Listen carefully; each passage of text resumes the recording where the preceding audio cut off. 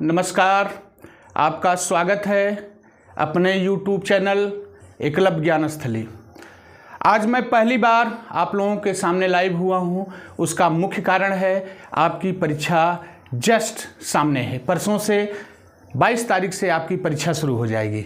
तो मेरे प्यारे बच्चों, आप निडर हो करके एकदम आराम से, जैसे आप लोग अपने विद्यालय में परीक्षा देते थे, होम एग्ज़ाम देते थे, बशर्ते आपको इतना ध्यान रखना है, आपको अनुशासित रहना है, आपको मर्यादित रखना है। बाकी किसी प्रकार की चिंता मत करिए, आपसे बेहतर कोई नहीं है। आप बहुत अच्छे हैं, जितना आपको पढ़ाया गया है उतना तैयार करिए। आपको अपने YouTube चैनल एकलव्य ज्ञानस्थली के माध्यम से हमारे शिक्षकों ने, रोहित सर ने, मौसिम सर ने, सुरेश सर ने, सब लोगों ने मिलकर के आपको सभी विषय बता दिए हैं। आज हम आपको केवल परीक्षा के लिए मजबूत करने के लिए आए हैं। ये मान लीजिए कि आपसे अच्छा, आपसे बेहतर कोई नहीं है। केवल आप अपने को जगाइए। जिस प्रकार कस्तूरी कुंडल बसे मृग ढूंढत बनमाए। आप ये मत समझिए कि आपसे कोई बहुत तेजुखान आएगा। आपसे तेजुखान कोई नहीं है। आप अपने अंदर सोई हुई अंतर आत्मा को जगाएं और लग जाएं। राइटिंग पर विशेष ध्यान रखें, अच्छा लिखें और प्रश्नोत्तर नंबर 1 से शुरू करें और लास्ट तक जाएं। प्रश्नोत्तर नंबर 1, फिर 8, फिर 9, फिर 10, इस प्रकार आप नहीं लिखिएगा। आपका अभी परीक्षा से संबंधित हम हिंदी विषय पर आज बोलने आए हैं। आज हाई स्कूल की हिंदी पर हम बोलेंगे।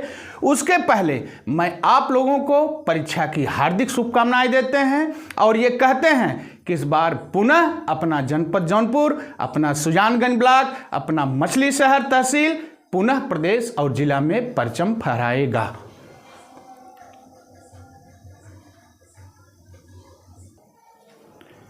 हेलो मेरे प्यारे बच्चों, अब हम आपको हाई स्कूल के हिंदी के विषय में आपको बताना चाहते हैं। अब आपको बचे हुए कल के समय में आपको किसी प्रकार का टेंशन नहीं लेना है। आप एकदम स्वतंत्र होकर के जितना हम आपको बता दे रहे हैं केवल उतना कंप्लीट कर लीजिए। इसके बाहर से कोई भी प्रश्न आपका हाई स्कूल के हिंदी में नहीं आएगा। आपका खंड अ बहुविकल्पी प्रश्न आपका जो कि OMR शीट भरना होगा, उसके लिए आपके कितने प्रश्न कहां से पूछे जाएंगे वो मैं आपको बता दे रहा हूं। हिंदी गद्य के विकास का संक्षिप्त परिचय, शुक्ल युग तथा शुक्लोत्तर युग, आप इसको तैयार कर लीजिए। शुक्ल युग और शुक्लोत्तर युग, उससे आपको 5 नंबर का OMR शीट में भरने के लिए प्रश्न आएगा। दूसरा है आपका हिंदी पद्य के विकास का संक्षिप्त परिचय, वह रीतिकाल एवं आधुनिक काल। आपको केवल रीतकाल, आधुनिक काल के प्रश्नों को दोहरा लेना है। एकदम आपको तैयार है, किसी प्रकार को आपको दिक्कत नहीं होगी। इससे आपका 5 नंबर तैयार हो जाएगा। तीसरे का क में आएगा आपका करुण रस एवं हास्य रस, परिभाषा, उदाहरण, पहचान। आप करुण रस की परिभाषा याद रखिए, हास्य रस की परिभाषा याद रखिए और उसका उदाहरण, और कैसे आप पहचानेंगे कि यह करुण रस है कि हास्य रस है। यह आपका 1 नंबर का प्रश्न आएगा। इसके बाद आपका उपमा, रूपक, उत्प्रेक्षा, अलंकार से संबंधित इन्हीं तीनों से लक्षण एवं उदाहरण आएगा। आपको केवल 3 तैयार करना है। क्या तैयार करना है? उपमा, रूपक, उत्प्रेक्षा, इसके लक्षण और उदाहरण, जो कि आपको अच्छे ढंग से बता दिया गया है। इसके बाद आपका 3 का ग में आएगा छंद, सोरठा एवं रोला, लक्षण एवं उदाहरण। यह भी आपका 1 नंबर का रहेगा। उसके छंद के, सोरठा के एवं रोला के लक्षण एवं उदाहरण आप पहचानते हैं और अच्छे से कर लेंगे। हिंदी व्याकरण से आपका उपसर्ग से अ, अन, अधि, अप, अन, उप, सह, निर, अभि, सु, इसी से आपका आएगा। इसके आउट कोई भी प्रश्न नहीं आएगा जिसका प्रयोग करके आप शब्द बना लेंगे। इसके बाद 4 ख में आपका आएगा समास। समास में आपका द्वंद्व, द्विग और कर्मधारय, यही 3 समास और बहुव्रीहि, ये 4 आप तैयार कर लीजिए। आपको दोहराने की जरूरत है, टेंशन लेने की जरूरत नहीं। आपका टेंशन हल्का हो गया, बता दिया ना। अब इससे ज्यादा आपको पढ़ने नहीं है। हिंदी राष्ट्रभाषा है, हम हिंदी में पले हैं, हिंदी में आगे बढ़े हैं। हिंदी में हमको 100 में 100 तक हम प्रयास करेंगे। बढ़िया राइटिंग लिखेंगे तो आपको 95, 96, 97 मिलेगा। ग है आपका तद्भव, तत्सम, शब्द एवं पर्यायवाची। तद्भव, तत्सम, पर्यायवाची। अभी यूपीपी का परीक्षा हुई, उसमें जिन बच्चों ने अपना ग्रामर अल्फा, बीटा, गामा, अब जो भी तैयार किए, कहीं कुछ नहीं पूछा गया। आप हिंदी कोई भी परीक्षा देने जाएंगे, आपका हिंदी व्याकरण से जितना है वो अवश्य पूछा जाता है। अतः आप लोग हिंदी व्याकरण को मेंटेन करे रहिए। 5वां प्रश्न आएगा आपका सर्वनाम, वाक्य का स्वरूप, वाच्य प्रयोग, वाच्य परिवर्तन, विकारी एवं अविकारी शब्द, जो कि आपको तैयार कराया गया है, आपको केवल पढ़ने की जरूरत है। इस पर बिंदुओं पर आप ध्यान दें। यह आपका खंड अ बहुविकल्पी प्रश्न है, जो कि आप OMR शीट में 20 नंबर का भरेंगे।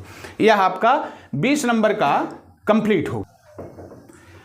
अब आपका प्रश्न शुरू होगा वर्णात्मक प्रश्न।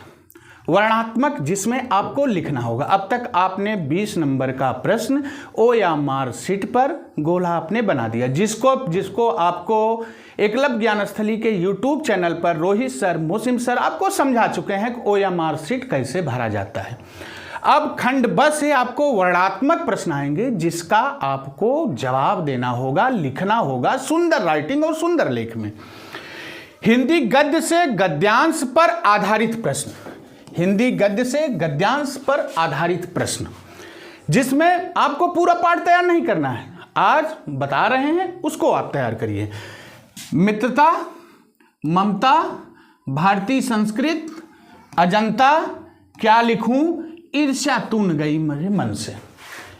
1 पाठ, 2 पाठ, 3 पाठ, 4 पाठ, 5 पाठ, 6 पाठ। अगर 5 भी तैयार करेंगे तो भी कोई दिक्कत नहीं आएगी। आपका यह हिंदी गद्यांश पर आधारित जो प्रश्न है आपका 6 नंबरों से है, वह आपको कंप्लीट मिल जाएगा। हिंदी पद्य से पद्यांश पर आधारित प्रश्न, बहुत सारे पाठ हैं, सभी पाठों को आपने पढ़ा। अब परीक्षा के लिए किस पाठ को आपको तैयार करके परीक्षा के लिए मेंटेन रखना है, आप उसमें उठाएंगे पद, धनुष भंग, बनपथ पर, सवैये, कवित्त, भक्तिनीत, स्वदेश प्रेम, इतने आपके पूरे हो गए। लेकिन आपको पद, धनुष भंग, बनपथ पर और भक्तिनीत, इससे आउट आपका कोई प्रश्न नहीं जाएगा। पद, धनुष भंग, बनपथ पर। और धनुष भंग इस समय जानते हो पूरा हिंदुस्तान राममय हो गया है, तो धनुष भंग को अगर आप उठा लेंगे, हर पेपर में आपके हर सेट में यह पूछा जाएगा। इस समय राम जी का माहौल चल रहा है, आप बनपथ पर बढ़िया तैयार करेंगे, बनपथ पर, भक्तिनीत, पद और कवित्त, बेहतर हो गया। यह आपका तैयार आपको बेहतर नंबर प्रदान करेगा। संस्कृत गद्यांश का संदर्भ सहित व्याख्या। अब आपने हिंदी का गद्य से प्रश्न लिया, हिंदी पद्य से प्रश्न लिया, अब संस्कृत गद्यांश का संदर्भ सहित व्याख्या। अब कौन कौन सा पाठ आपको तैयार करना है? वाराणसी, देशभक्त चंद्रशेखर, भारतीय संस्कृत, वीर वीरेण पूजते। बस टेंशन अब आया? कोई टेंशन नहीं है, तो आपको तैयार है। इस कारण बहुत लोड लेने की आपको जरूरत नहीं है, कोई टेंशन नहीं। जिस दिन आप हिंदी का पहला पेपर देकर आएंगे, आपको परीक्षा बहुत अच्छी लगेगी, एकदम प्रसन्न होकर के। जब मैं गेट पर खड़ा मिलूं, आप लोग निकलें तो मुस्कुराते हुए निकलें। फिर प्रश्नोत्तर नंबर 4 आपका रहेगा संस्कृत पद्यांश का संदर्भ सहित हिंदी अनुवाद। इसमें आपको क्या करना है? पहले पद्यांश से 4 पाठ तक, पहला पाठ, दूसरा पाठ, तीसरा पाठ, चौथा पाठ, बस। उसके आगे आपको तैयार नहीं करना, वो जो पढ़े से पढ़ लिए। अब आपको तैयार केवल रिवीजन कितना करना है? इतने पाठ तक। प्रश्नोत्तर नंबर 5 आपका आएगा कर्ण खंड काव्य से कथानक या किसी पात्र का चरित्र चित्रण। 3 नंबर का कहानी दे देगा या किसी चरित्र पर आपको प्रकाश डालना होगा। आपने टीवी पर बहुत महाभारत देखा है, मोबाइल भी पा जाते हैं चोरी से, उस पर भी आप लोग रामायण महाभारत देखते हैं। तो कर्ण अद्वितीय है, कर्ण के बारे में लिखा जाना अद्वितीय है। मित्र केवल दो ही इस संसार में माने जाते हैं। पहला मित्र कर्ण है, वह जानता है कि दुर्योधन मेरा मित्र हार जाएगा, लेकिन फिर भी अपनी मित्रता को निभाने के लिए वो तटस्थ रहा। दूसरे मित्र कृष्ण हैं, अपने अर्जुन मित्र को धर्म को जिताने के लिए लगे हुए हैं। तो आप इसको महाभारत में घुस जाएंगे, बहुत लंबा होगा। इस कारण केवल आपका दिमाग फ्रेश करने के लिए, आपको टेंशन मुक्त करने के लिए, आपकी चिंता समाप्त हो, उस बिंदु पर हम आज आपको बता रहे हैं कि केवल आपको इतना ही दोहराना है और पेपर ला करके मिला लीजिएगा। कोई भी प्रश्न इसके बाहर से नहीं आएगा। प्रश्नोत्तर नंबर 6 का लेखक का जीवन परिचय एवं उनकी प्रमुख रचना का नाम। लेखक का जीवन परिचय देंगे आप, आपको मिलेगा 3 नंबर। उनकी प्रमुख रचना का नाम लिखेंगे, आपको मिलेगा 2 नंबर। अगर आपने केवल रचना का नाम लिखा उनकी और जीवन परिचय नहीं दिया तो आपको 3 नंबर मिलेगा। इसमें ध्यान रखिए, नाम इन्वर्टेड कामा, स्थान जो प्रमुख बिंदु हों उनके पीछे नीचे आप लाइनिंग कर दीजिएगा। विशेष शब्द हैं उनको इन्वर्टेड कामा के अंदर कर देंगे तो एग्जामिनर का फोकस आएगा, वो देखेगा कि इस बच्चे ने क्या लिखा है। उसका ध्यान आकर्षित करने के लिए जो अच्छे शब्द हों। एक बात ध्यान रखिएगा, हिंदी लिखते समय मात्रा पर विशेष ध्यान, वर्तनी आपकी शुद्ध होनी चाहिए। अगर वर्तनी आपकी गलत हुई तो समझ लीजिए गड़बड़ हो जाएगा। मात्रा का विशेष ध्यान रखना, और आगे अभी हम आपको बताएंगे क्या क्या आपको करना है। तो कर्णखंड का भी हो गया। लेखक का जीवन परिचय एवं उनकी प्रमुख रचना का नाम। लेखक में आपको क्या करना है, केवल रामचंद्र शुक्ल, जयशंकर प्रसाद, राजेंद्र प्रसाद, भगवत शरण उपाध्याय, पद्मलाल पुन्नालाल बख्शी, ये तो महत्वपूर्ण है, लेकिन आप केवल रामचंद्र शुक्ल, जयशंकर प्रसाद, राजेंद्र प्रसाद 3 को तैयार रखिए। इन तीनों से आउट कोई नहीं जाएगा। इन तीनों को आप तैयार रखिए, 6 बिल्कुल मेंटेन रखिए और 3 एकदम आप ओके। और उसमें जो आपको सबसे बेहतर तैयार हो, जिसको आप सबसे अच्छा लिख सकते हो, उस पर आप करेंगे। कवियों का जीवन परिचय एवं प्रमुख रचना का नाम। पद्य विषय है, अपना अपार प्रेम है पद्य से, तो पद्य पर किसको किसको आप लिखेंगे, सूरदास, तुलसीदास, रसखान, बिहारी लाल, इन 4 को मेंटेन रखिए। और सूरदास और तुलसीदास, सबसे ज्यादा प्रश्न जो पूछे जाएंगे सूरदास, तुलसीदास और रसखान। तो आप तुलसीदास जी के बारे में बहुत अच्छा लिख सकते हैं, क्योंकि इनकी कहानी बहुत अद्भुत है, जिसको याद करने की जरूरत नहीं है। सूरदास जी बहुत बेजोड़ हैं, जैसा हमने जीवनी आपको लिखाया है उसी शब्दों के आधार पर लिखिए। जैसे दोहा बताया संवत 1680, जिस प्रकार से आपको समझाया है उसको काली पेन से ऊपर फिर नीली, काली लिखते हैं फिर नीली, जहां पर अच्छे शब्द आ जाएं काली पेन से अंडरलाइनिंग। ठीक, तो किसका जीवन परिचय कवियों में आपको याद करना है, सूरदास, तुलसीदास, रसखान, बिहारी लाल। लेकिन आपके बड़े सर कौन बता रहे हैं आएगा, सूरदास, तुलसीदास, रसखान, 3 को फोकस करो। मेन फोकस किसको करो, तुलसीदास जी।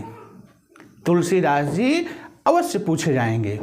बाकी आपको अन्य प्रश्न हम समझा रहे हैं किस प्रकार से पूछा जाएगा। आपका भैया आएगा कंठस्थ श्लोक, जो आपके पेपर में आया हो, इसको ध्यान रखिए। आप जो याद करके आए गए हैं और पता चला आपका वही पेपर में आ गया, तो जो पेपर में श्लोक आया है आपको उसको नहीं लिखना है मेरे लाल। आपको क्या करना है, श्लोक याद करके जाएंगे। श्लोक लिखने के बाद इस बिंदु का ध्यान रखिए, कहाँ कामा है, कहाँ हलंत है, कहाँ पर पूर्ण विराम देना है, एक लाइन में कितना श्लोक लिखना है, दूसरे लाइन में कितना लिखना है, तीसरे लाइन में कितने शब्द लिखने हैं और चौथी लाइन में कितना शब्द लिखना है। इस पर विशेष ध्यान रखिएगा। अगर वर्तनी में आपका गलत हो गया, कहीं कामा में गलत हो गया, कहीं उड़ंतु र पे गलत हो गया, कहीं अह के मात्रा में गलत हो गया, तो हिंदी वाले बड़े कर्मठी शिक्षक होते हैं, वो तुरंत केवल कमी पर नंबर काटेंगे। अच्छा कितना। और राइटिंग पर विशेष ध्यान रखिएगा। कंठस्थ श्लोक जो पेपर में न आया हो आप इसको लिख देंगे, आपको 2 नंबर का मिलेगा। ठीक। पत्र लेखन 4 नंबर का आपका आएगा। पत्र किस पर, आप इतना ध्यान रखिए, या तो छुट्टी, या तो शादी विवाह, या तो अपनी कोई समस्या, साफ सफाई स्वच्छता को लेकर के जिलाधिकारी को पत्र, या खंड विकास अधिकारी, किसी को 3 पर ध्यान रखिएगा। बस हो गया आपका। इसके बाद 9वां प्रश्न है आपका, संस्कृत खंड के पाठ वस्तु पर 2 संस्कृत उत्तर। 4 प्रश्न देंगे, 5 प्रश्न देंगे, 2 का आपको उत्तर देना है। इसको कितना तैयार करना है आपको, पाठ 1 से पाठ 5 तक आप पढ़ लिए, जानकारी कर लिए, आपको सब मालूम हो गया है, लेकिन उत्तर कितना देना है आपको, केवल पाठ 1 से पाठ 5 तक तैयार रखिएगा। अब अंतिम प्रश्न आपका आता है निबंध रचना। यह निबंध रचना जो है आपकी आत्मशक्ति को, आपकी शिक्षा को, आपके आध्यात्मिकता को, सबको दर्शाता है। तो निबंध आता किस पर है, वैज्ञानिक निबंध के प्रकार, सामाजिक निबंध के प्रकार और धार्मिक, स्वास्थ्य, शिक्षा, पर्यावरण, जिसमें आप एक वैज्ञानिक को फोकस करिए, एक सामाजिक को फोकस करिए और एक स्वास्थ्य और शिक्षा पर्यावरण को। बस पूरी ताकत निबंध पर आप लगा दीजिएगा। कम से कम 4 पेज अंतिम प्रश्न आपका होना चाहिए निबंध। जितना भी समय बचे राइटिंग के साथ अभ्यास, बढ़िया सुंदर राइटिंग। जिनका लिखने का अभ्यास नहीं है, पहले पेज में राइटिंग अच्छी बनती है, दूसरे पेज में उससे थोड़ा और ख़राब होती है, तीसरे पेज में उससे और ख़राब होती है, चौथे पेज में पता चल जाता है कि इस बच्चे ने अभ्यास नहीं किया है, पता नहीं वही लिखा है कि दूसरे ने आकर लिख दिया है। अगर आपने लिखने का अभ्यास किया है तो आप बेहतर लिखेंगे। ये आपका हो गया हाई स्कूल का हिंदी का पूरा पेपर। आप 100 में से 100 करेंगे। अब आगे हम आपको बता रहे हैं पेपर कैसे करना है। मेरे प्यारे बच्चों, आपको बहुत सारी शुभकामनाएं। आप जिस विद्यालय में परीक्षा देने जाना, पहले उस विद्यालय को प्रणाम करना। आप जीवन भर सब परीक्षाएं देंगे, लेकिन आपकी परीक्षा का ये पहला, हाई स्कूल वाले भैया बहनों के लिए पहला विद्यालय होगा। गेट पर पहले विद्यालय को प्रणाम करना, नतमस्तक करना। उस विद्यालय से कितनी कितनी उपलब्धियां, शिक्षाविद, विशारद, माँ सरस्वती के वरद पुत्र आगे बढ़े हैं, तो उनकी पावन, उस विद्यालय की पावन कण को, पावन रज को अपने माथे से लगा करके मर्यादित ढंग से विद्यालय में जाना। हमेशा समय से आधे घंटे पहले आप विद्यालय पहुंच जाइएगा। आपको दैनिक निवृत्त होना है, बाथरूम जाना है, लघुशंका जाना है। आप फ्रेश होकर पानी पी करके 3 घंटे तक आपको ना तो बाहर जाना है, ना तो इधर देखना है, ना तो उधर देखना है। केवल आपको मन लगा करके करना है। जो क्लास में आपके शिक्षक हों, आप उन्हें प्रणाम करके मर्यादा पूर्वक आप ध्यान देखिए योगी सरकार है। किसी भी सेंटर पर आपको एक भी अंक, एक भी नंबर का मदद नहीं मिलेगा। किसी भी सेंटर पर कोई भी विद्यालय का प्रबंधक, प्रधानाचार्य अपने आप को फंसाएगा नहीं। लेकिन इतना ध्यान रखिए, साल भर आप पढ़े हैं, पेपर आपको मिलेगा, सारे प्रश्न को पढ़िएगा। इसके बाद प्रश्नोत्तर नंबर 1 से शुरू करिएगा और सारे क्रम से। कुछ बच्चे क्या करते हैं, प्रश्नोत्तर नंबर 1 करेंगे, फिर प्रश्नोत्तर नंबर 8 करेंगे, फिर प्रश्नोत्तर नंबर 11 करेंगे, फिर 19 करेंगे, फिर 5 करेंगे। तो जो परीक्षक एग्जामिनर होता है, जो कॉपी चेक करता है, उसको बार बार पेज पलटना, क्योंकि किस प्रश्न में कितना नंबर दिया गया उसको चढ़ाना पड़ता है। आप एक क्रम से लिखेंगे। प्रश्नोत्तर नंबर 1 आता है, नहीं आता है, सोच के लिखना है। कितने में आ जाएगा, कितनी जगह में आ जाएगा, उतनी जगह छोड़ करके आप प्रश्नोत्तर नंबर 2 शुरू करिए। प्रश्नोत्तर नंबर 2 भी आपको सोच के लिखना है। आपको पता होगा कितनी दूर तक हम सोच के लिख पाएंगे। प्रश्नोत्तर नंबर 2 डालो, जगह छोड़ दीजिए। आप क्रम से प्रश्नोत्तर नंबर 1 से लेकर के प्रश्नोत्तर नंबर 9 तक, 10 तक जितने प्रश्न हैं वो सारे प्रश्न क्रमागत होने चाहिए। आप उसमें विसंगतियां न करिएगा, इस चीज का विशेष ध्यान रखिएगा। लास्ट में आपके पास समय बचता है, आप पेपर कर लिए हैं, आपके पास 5 मिनट 7 मिनट का समय बचा है, अब आपकी कॉपी जमा करने वाले हैं। एक घड़ी लगाए रखिएगा, हालांकि हर घंटे पर समय बीतने के बाद घंटा लगता है। आप जीवन में पहली बार देखोगे कि 3 घंटा कैसे बीत गया, 1 घंटा कैसे बीत गया, 2 घंटा कैसे बीत गया, 3 घंटा कैसे बीत गया, आपको पता नहीं चलेगा। क्यों? जब आता रहेगा, जब पढ़े रहोगे तो 3 घंटे का समय आपको पता नहीं चलेगा। और जब आप नहीं पढ़े रहोगे तो क्या करोगे? पंखा देखोगे, इधर देखोगे, उधर देखोगे, बगल वाले को परेशान करेगो। तो ऐसा आप लोग बिल्कुल नहीं करिएगा, इतना ध्यान रखिएगा। अगर किसी कमरे में एक भी चिट मिल गई, एक भी पर्ची मिल गई तो रिस्ट्रिकेशन होगा, बेधड़ होगा। जहां सेंटर गया है वो विद्यालय भी परेशान होगा। आप लोग नियम सुसंस्कृत होकर के, सुसंस्कारित होकर के, एक अच्छे बच्चे होकर के, पहली बार आपको मौका मिला है बोर्ड परीक्षा में बैठने के लिए, नाम रोशन करना। और बहुत सारी परीक्षाएं आप देंगे, लेकिन हाई स्कूल की परीक्षा आपने किस सन में किस सेंटर पर दिया है, इंटर की परीक्षा आपने किस सन में किस सेंटर पर दिया है, यह जीवन के आपके इतिहास में अवर्णित रहेगा, आगे बढ़ता रहेगा।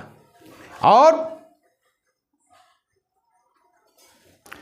हाँ बेटा, तो आपने पेपर लिख लिया, कॉपी आपकी हो गई, आपके पास 10 मिनट का समय बचा है। आप टहलने मत जाओ बेटा, आपने जो लिखा है उसमें चेक करो हमारी मात्रा तो कहीं गलत नहीं है, हमने पूर्ण विराम जहां देना चाहिए था दिया है कि नहीं, हमें हलंत जहां देना चाहिए था दिया है कि नहीं, महत्वपूर्ण लाइन, महत्वपूर्ण जो शब्द हैं उसके नीचे अंडरलाइन किया है कि नहीं किया है, आप उसको कवर करें।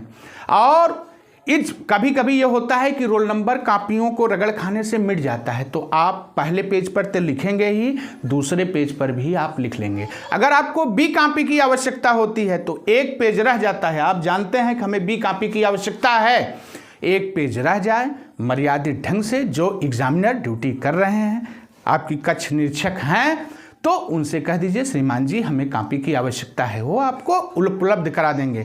और जब ए कॉपी आपको रहेगी तो A+B उसमें लिख दीजिएगा।